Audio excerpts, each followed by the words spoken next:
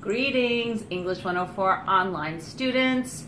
My name is Kay Siebler. I'm your professor for your English 104 class online. And I just wanted to take a few minutes to introduce myself and talk about the course so that you can get some sort of context for what we're going to be doing this semester. This is Spencer. We have 3 cats in our house. This is Spencer. He's a love bug. And then we have a really decrepit one who's 15 and she's fat and crabby, so you won't meet her. And there's another one called Indy. Anyway, I just wanted to let you know that with an online course, a lot of people sign up for online courses. They think they're going to be easy. Oh, it's so convenient. I can do them from my dorm room in my pajamas. But in fact, online courses are a lot more work than face-to-face courses. And mostly that is because you don't have regular context and contact with your professor in the way that you do when you're reporting to class 3 days a week or even 2 days a week. So in order to succeed in an online class, you have to have amazing organizational and time management skills because it's all on you. B, you have to be very good close readers. And by close readers, I don't mean quick readers. I don't mean people who have good reading comprehension. I'm talking about close reading ability, really slow reading, engaging in the text, and being very active readers, taking notes while you're reading. And you also have to be an incredibly strong writer. Now, this is a college composition course, so you're going to learn how to write, and you're going to learn how to write more effectively and efficiently. But you need to have strong writing skills in the beginning because it is an online course. All right. Here's the thing that the university knows about online courses, and this is not just Missouri Western, this is across the country.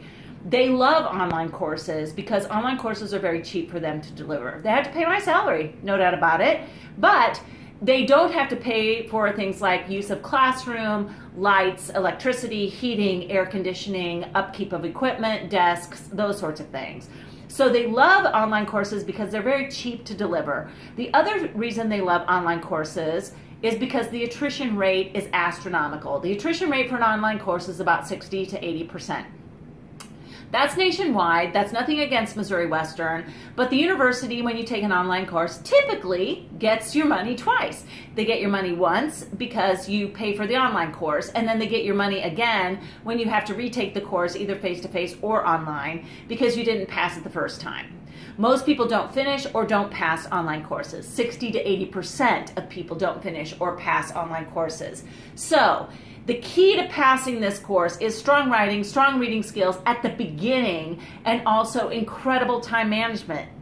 If you don't have those 3 skills, then it would behoove you, my friend, to take the face-to-face course where you have regular and easy access to your professor. All right? There's also that rich exchange of ideas that happens in a face-to-face course that you simply don't get and you can't replicate in an online course. All right. That being said, here we are. Right? And here I am, your professor of English. My name is Kay Siebler. I am PhD. I go by professor or Kay. I don't go by doctor. The reason is because I have friends who are MDs. My training and experience and what I do every day is radically different from my friends who are doctors, MDs. So if you have to use a courtesy title, professor is good. Otherwise, just call me by my first name. I get to call you by your first name. It seems only fair that you get to call me by my first name. All right? This is where I am right now. It's summer vacation. See how far in advance we plan for these. But vacation for a professor is really all about writing and reading and planning for the next semester. So we really don't get a break. We certainly don't have to report for duty, which is really nice. But I'm doing a lot of writing this summer. I love writing. One of the reasons that I am a professor of writing is because I love writing, and I've been writing for the past 30 years professionally. I'm writing something. When I leave this video, I'm going to go back to a piece that I'm working on. I'm a published author of 2 books. I've written more books than 2, but I've published 2. I publish regularly articles and essays in both scholarly journals and popular periodicals. So I know what I'm talking about when I talk about writing. I also have, because I am a writer, a rock solid writing process. And one of the things that you're going to be called upon to do this week is articulate for me, to document for me what your writing process is. The writing process is how do you approach a piece of writing? How do you get from idea to polished product? When you're in the academic setting, that's rapid fire. In this class, because it is a writing class, it's extremely rapid fire because every week you're writing an essay. Every week I'm commenting on your work. And then the next week you're supposed to internalize the things that I've told you about your writing the previous week and incorporate them in a new piece of writing. In order to do that, you have to be committed to a very specific writing process that works for you. The writing process that works for me probably doesn't work for anybody else, right? The writing process that works for you has to be defined by you in the context that results in a solid, polished essay or writing moment that you feel is good, is decent, that you're proud of, all right? So what I know for me, I'll just give you an example of my writing process, is that I have to be on my comfy couch. This is my house. All right, but there's my comfy couch. I'm not videotaping from my comfy couch because it's in front of windows, and so the glare was rather bad. But I know that I have to be on my comfy couch. I know that I have to have my coffee nearby. I am going to be writing in the morning. I know that from 8 a.m. to 12 noon are my prime writing hours. I know that I need to go on a run so that I'm ready to sit for a while before I sit down and write. I know that I have to take 15-minute breaks every hour or so. I know that I need time to ferment my ideas between my drafting, which sometimes goes in pieces. I'll write a hunk, and then I'll write another hunk, and then another hunk, and then I'll knit them together somehow. And that I need time between that, the draft, right? And when I revise, sometimes it's 3 days, sometimes it's a week, sometimes it's a month, sometimes it's even more than that if I'm writing a book or an article, all right? But I also know that I can't even begin to create a text if I don't do some sort of pre-writing, outlining, brainstorming that physically documents what I'm going to talk about. Every writer needs that. Even in this short video that I'm creating for you now, I have my outline, right? This is a list of things that I know that I'm going to talk about in this video. I took time to not only jot down what those things were, but put them in an order that made sense. That was a logical progression to me. You can't write without that sort of pre-writing activity. I know a lot of students, I hear a lot of students say, the pre-writing is on my head. Like I just do the outline in my head and then I sit down and I go, bleh. And then I do a little bit more, bleh. And then, not quite enough pages. And so, bleh. And then I proofread it and it's good. It's fabulous because I'm a good writer. All right, no, my friend. That has to end right now. You have to be aware of what your specific writing process is, what your pre-writing process is, how you brainstorm, how you plan, how you get to organizing your thoughts and ideas on a paper, on a screen, before you sit down to write the actual paragraphs and text. It can't be in your brain. It can't be just up here. There has to be a concrete artifact that reflects those things. This is your challenge for this week. You've got to document for me. Assignment number 1, document for me your writing process. I want you to think back to a time when you had a writing assignment that you felt good about. That means not something you got an A on. I don't care what the grade was. I don't even care if it was graded, right? Think back to a time when you wrote something that you felt proud of, that not only did you want to share it with other people, but it was so good to you that you enjoyed rereading it yourself once it was written. I know for me, I know I've got something good when I enjoy reading my own work. I'm ready to share it. I'm ready to get other people's feedback on it. I feel good about it, all right? That it's pleasing to me to read. Think about a time when that was the case for you. Then think beyond that and think what you did to get there. All right, so I know I have to have a comfy couch. I have a comfy couch in my house. I have a comfy couch in my office. In nice weather, I go out on the porch and I have a comfy chair out there that I sit in and write. All right, I know 3 locations that I can be the best writer I can be. I know what time of day it has to be. I know it has to be quiet. I can't go to a cafe. A lot of people do. A lot of people love that. They love the energy of a cafe. They're going to write in a cafe. Not me. Some people like music playing in the background. I like quiet. Some people like specific music. Some people like television as white noise in the background. Some people are going to do it in their dorm room. Some people are going to go to the library. I have a group of colleagues across campus who once a week they get together and write in the library. They have a writing group. They're not collaborating on their writing. They're each writing individually their research, their articles, but they're doing it collectively because they like that energy. That works for them. That's great. They know it works. That doesn't work for me. I like to be a writer on my own. What works for you? Do you know what works for you? Figure out what works for you. Document it. What do you see? What do you taste? What do you smell? What do you hear? Physically, where are you? What can you do to create the perfect writing space for you? How do you create that outline or that brainstorm session so you have a roadmap to then draft? What do you do once you have a draft? How do you revise? How do you go beyond just proofreading, right? To make it the best text it could possibly be. That's your first assignment for this week. You've got to write that. Your second assignment for this week is to write me a letter of introduction, all right? There's a letter of introduction, me to you, on the O drive. You need to read that. And then you're going to sit down and you're going to write me a letter of introduction. Again, you need to pre-write. What do you want to include in that letter? What interesting facts, what weird foibles about you do you want me to know? All right? Write me a letter. The third thing you have to write this week, did I tell you that it was a course that involved lots of reading and writing? The third thing you have to do this week is not only read the syllabus, right? You've got to do that, but you have to read the assigned reading and you have to respond to that assigned reading.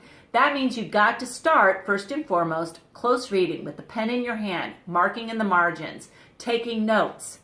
Research shows that we don't read the same way on a screen. So don't download an ebook. Don't read the article online. If it's a signed article, print it off.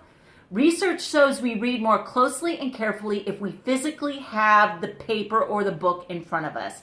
Even more closely and carefully if we're writing on that piece of paper or in that book. So get into the habit of close reading. It is essential for this course. All right? You're going to read some text that you're like, ugh, I don't agree with anything here. You're going to read some text where you're like, oh my gosh, this makes sense. Nobody gets to say, I wasn't interested in it. Guess what? Your job is to be interested in everything. That's an intellectual. That's someone who's intellectually engaged. That's going to be a successful student. Doesn't matter what course you're taking. Be intellectually curious. Dive into the text. Get physical with the text. Have something to say about the text. All right? You're going to read closely and carefully, and then guess what? You're going to create an outline or a list or an idea, something on another piece of paper that will give you a roadmap for what you want to cover in your essay. You've got to look at that and make sure that you can do that in 2 to 3 pages. All right? So, first assignment, letter. Second assignment, writing process. Third assignment, short paper, 2 to 3 pages. All right? Here's what I want you to start thinking about every single time you compose a text. This is overarching this entire class. If I teach you anything this semester, it's going to be this. Here come the fabulous graphics. Okay, you ready for high-tech graphics? Oh, wait a second. Technical difficulties. All right. Audience. Context. And, wait for it, purpose. Audience, context, purpose. Audience, context, purpose. Audience, context, purpose. It's all about audience, context, purpose, folks. No matter what sort of text you are creating. This video, guess what? I had to think of audience, context, purpose. Context is a video. Audience, my 104 students online. Purpose, to convince them that A, they need to be conscious of their writing process, B, they need to take this course seriously, and C, hey, I'm kind of a zany person. They might want to learn from me, all right? Audience, context, purpose. If you can analyze specifically and cognitively think about your audience, the context, and the purpose every time you create a text, this class is going to be golden for you for the rest of your life. Doesn't matter what your career is. If you can compose an email to a boss or a prospective boss in ways that are consciously aware of audience, context, which would be an email, and purpose, hey, I want to work for you, or I'm a smart worker, I need a raise, it's going to benefit you over and over again, all right? So let's talk about this. Audience, context, purpose. Let's say I'm writing a professor, not me, another professor. A professor who isn't as serious about deadlines as I am. I'm a former journalist. I don't wiggle with deadlines. Deadlines in the syllabus, that's it. You don't get it in by that time, you got a 0. Guess what? It's really hard mathematically to recover from a 0. You get a 0 on one paper, even if you get 100% on the next paper, the average, my friend, is 50. That's basic math. 50 is still way failing. Don't do that. Hand in assignments on time, all right? If you don't hand anything in on time, you're already working way behind the curve. Okay, but let's say it's a chemistry professor, and that chemistry professor, he or she is a little bit wobbly with the deadlines, and you need an extension. Granny died. I have to go to a funeral. I can't get that lab report in on time, so I better email that chemistry professor. Audience, chemistry professor. Context, email. Purpose, I need an extension, all right? How am I going to create that text to be convincing and compelling to that audience? Chemistry professor. Am I going to type that email with my thumbs and send it at 3 in the morning? Or am I going to sit down at a computer, think before I write, type it up on my keyboard, proofread it, make sure it has a salutation, dear professor, make sure it has complete sentences and paragraphs, no red squiggly lines, and a closing. Sincerely, your diligent student, X, Y, and Z. You would not believe how many emails I get as an English professor of students tapping on their thumbs at 3 in the morning. No punctuation, no salutation, no sentence structure, no paragraph structure. Send. I don't respond to that. That student has failed. That student has failed not only in the fundamental lesson of audience, context, purpose, but they've insulted me. Why should I read that text? You wrote it with your thumbs at 3 in the morning. You didn't even proofread that. Don't insult your professors.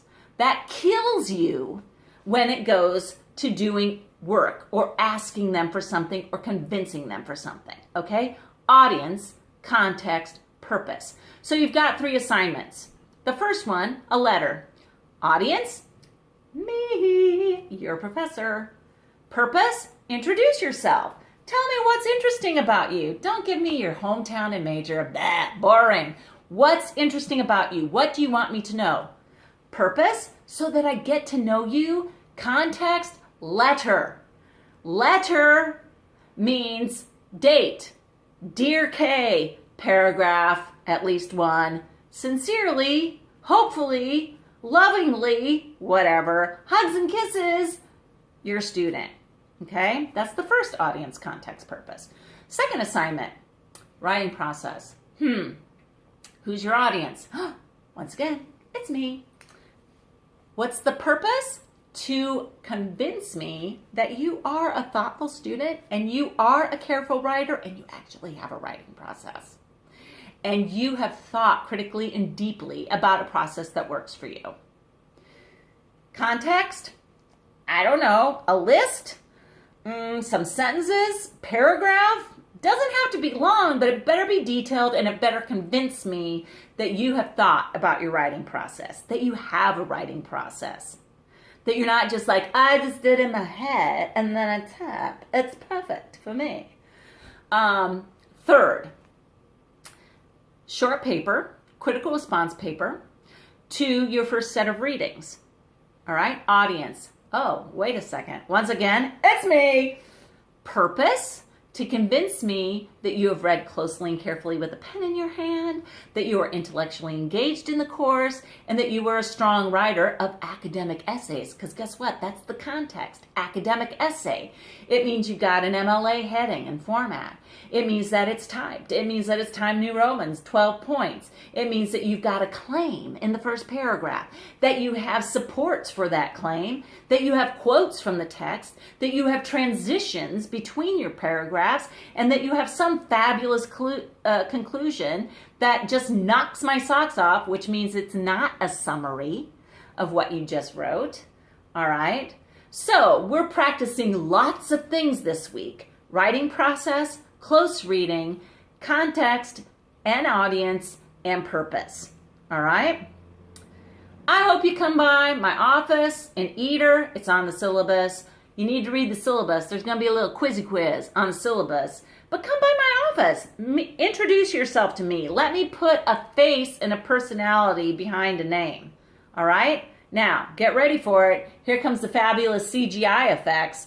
Wonder Woman flying through the air. Yeah, baby. More of that to come. Also, up, ring, ring. Wait, what is it? It's a banana phone.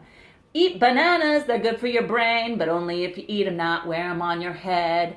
Listen, it's all about audience, context, purpose, and owning and knowing your writing process. So get to it, folks. You're writers. Writing is sexy. Eat a banana. You can do it. All right, looking forward to talking to you. Hope you enjoyed the first video and meeting Spencer. Spoonchy Dooch, where are you? Let's see, Spencer. Spencer, say hello. Cat of the day. All right, see you next time. Bye. YKY.